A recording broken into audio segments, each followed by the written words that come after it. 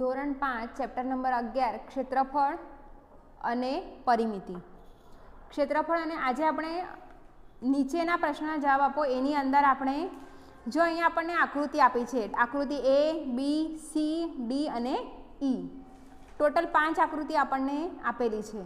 હવે આ પાંચે પાંચ આકૃતિની મદદથી આપણે પ્રશ્નના જવાબ લખવાના છે. પહેલાં આપણે પરિમિતિના પ્રશ્નનો જવાબ હશે, ક્ષેત્રફળના પ્રશ્નનો જવાબ હશે. એ બધું ક્યારે આપણને જવાબ આપતા આવડશે કે જ્યારે આપણે એની ક્ષેત્રફળ અને પરિમિતિ શોધેલી હશે ત્યારે જ. તો અહીંયા છે કે આકૃતિ એની પરિમિતિ કેટલી છે. હવે આપણે ખબર છે કે પરિમિતિ શોધવા માટે આપણને કરવાનું શું છે, તેની બધી જ બાજુઓનો સરવાળો. હવે જે આકૃતિ એ છે આપણને દેખાઈ રહ્યો છે કે આ લંબચોરસ છે, તો એની અંદર આપણે ખાના ગણી નાખીશું કે 1, 2, 3, 4 ને 5. બરાબર છે. તો 5 શું છે, અહીંયા જે 5 છે એને આપણે એની લંબાઈ લખીશું 5 સેન્ટીમીટર. પછી 1, 2, 3, 4 પહોળાઈ છે એ 4 સેન્ટીમીટર. એટલે આ 5 અને બંને સામસામે 4, 4 ને 5, 5. બરાબર. તો લંબાઈ બે બાજુઓની લંબાઈ સરખી હશે ને બે બાજુઓની પહોળાઈ સરખી હશે. તો હવે આકૃતિ એની પરિમિતિ બરાબર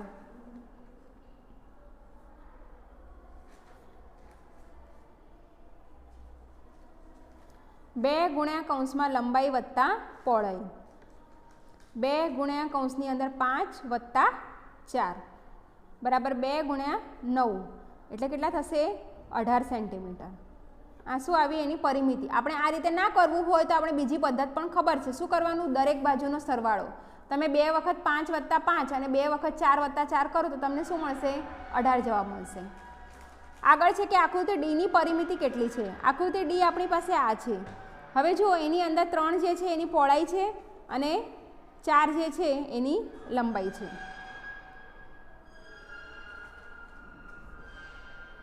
હવે આકૃતિ ડીની પરિમિતિ બરાબર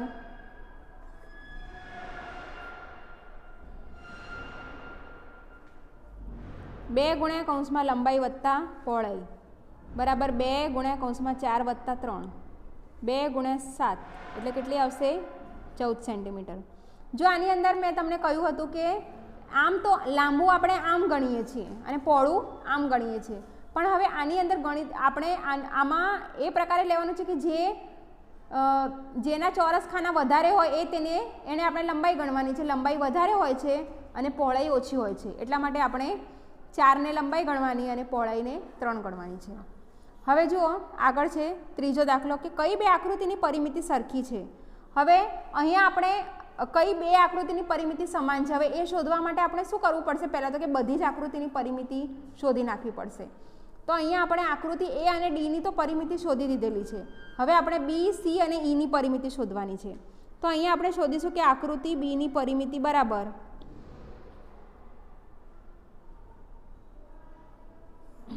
હવે આમાં લંબાઈ કઈ ગણીશું, આ 4 અને પહોળાઈ છે એ 3. 2 ગુણ્યા કૌંસમાં લંબાઈ વત્તા પહોળાઈ બરાબર 2 ગુણ્યા કૌંસમાં 4 વત્તા 3 2 ગુણ્યા 7 કેટલી આવશે 14 સેન્ટીમીટર. આ આપણને બીની પરિમિતિ મળી. તો જુઓ ડીની પરિમિતિ પણ 14 આવી છે અને બીની પરિમિતિ પણ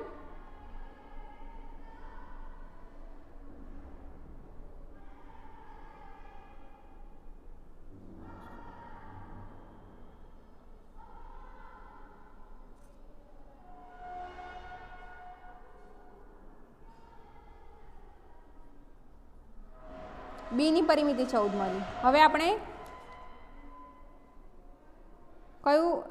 કયું શોધવાનું છે, સીની અંદર 1, 2, 3, 4, 5, 6 અને 7 લંબાઈ આવશે અને 3 પહોળાઈ આવશે. તો આકૃતિ સીની પરિમિતિ બરાબર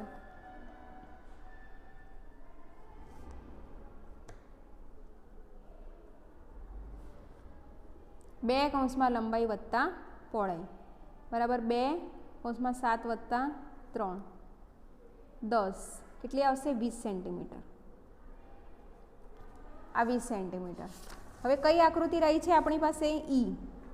તો 1, 2, 3, 4, 5, 6 1, 2, 3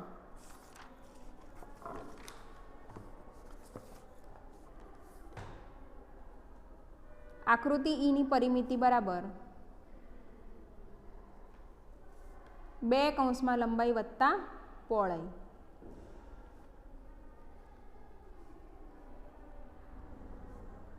18 સેન્ટીમીટર.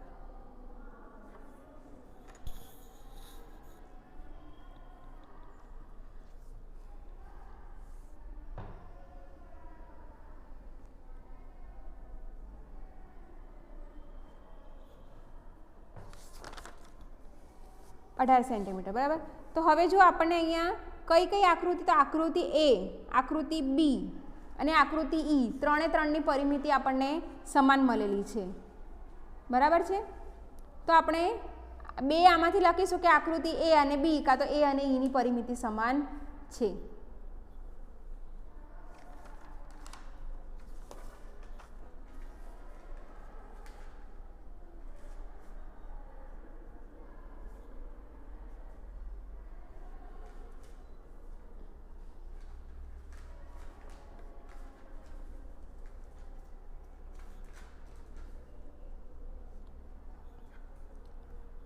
સૌથી ઓછી પરિમિતિ કઈ આકૃતિની છે?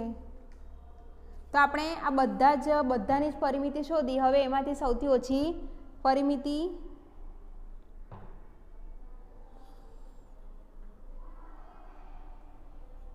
કોની છે? તો સૌથી ઓછી પરિમિતિ છે ડીની. ડીની આપણને કેટલી મળી છે? 14 સેન્ટીમીટર.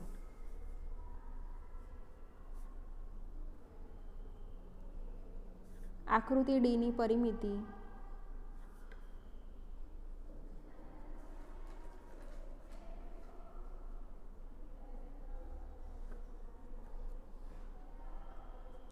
હવે આમાં હજી એક ઉમેરી દઈએ. સૌથી વધારે પરિમિતિ કોની છે?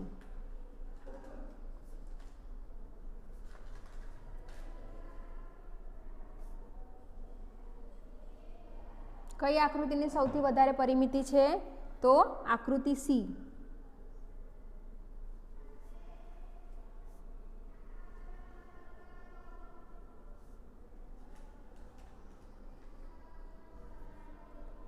આકૃતિ ઈનું ક્ષેત્રફળ કેટલું છે?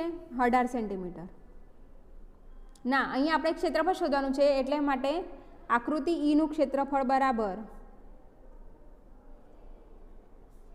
ક્ષેત્રફળનું સૂત્ર લંબાઈ ગુણ્યા પહોળાઈ બરાબર 6 ગુણ્યા 3 એટલે કેટલી આવશે? 18 સેન્ટીમીટર. આકૃતિ એનું ક્ષેત્રફળ કેટલું છે? તો આકૃતિ એનું ક્ષેત્રફળ બરાબર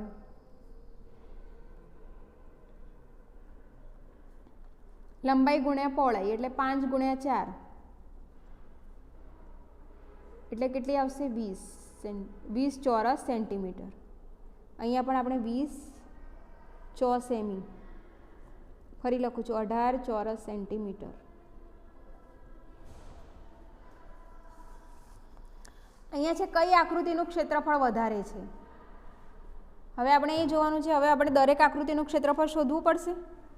કઈ આકૃતિનું ક્ષેત્રફળ શોધવા વધારે છે? તો આપણે જુઓ એ અને ઈનું તો શોધી નાખ્યું છે.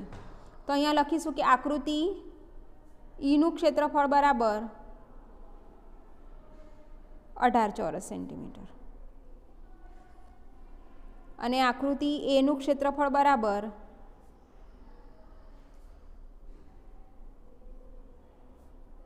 20 ચોરસ સેન્ટીમીટર. હવે આકૃતિ બીનું ક્ષેત્રફળ બરાબર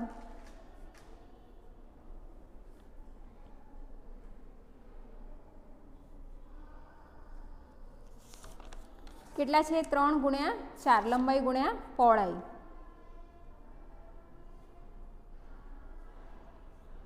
બાર ચોરસ સેન્ટીમીટર.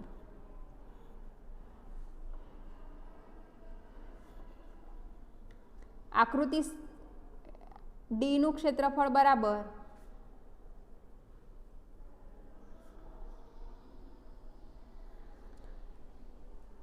આકૃતિ ડીનું શોધી દીધું છે. આકૃતિ સીનું ક્ષેત્રફળ બરાબર લંબાઈ ગુણ્યા પહોળાઈ એટલે 3 ગુણ્યા 7 એટલે કેટલું થશે? 21.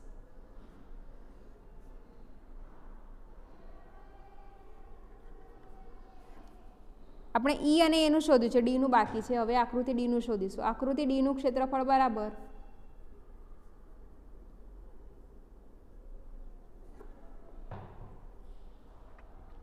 4 × 3 12 ચોરસ સેન્ટીમીટર. તો કોનું ક્ષેત્રફળ સૌથી વધારે છે? તો આકૃતિ સી નું ક્ષેત્રફળ સૌથી વધારે છે.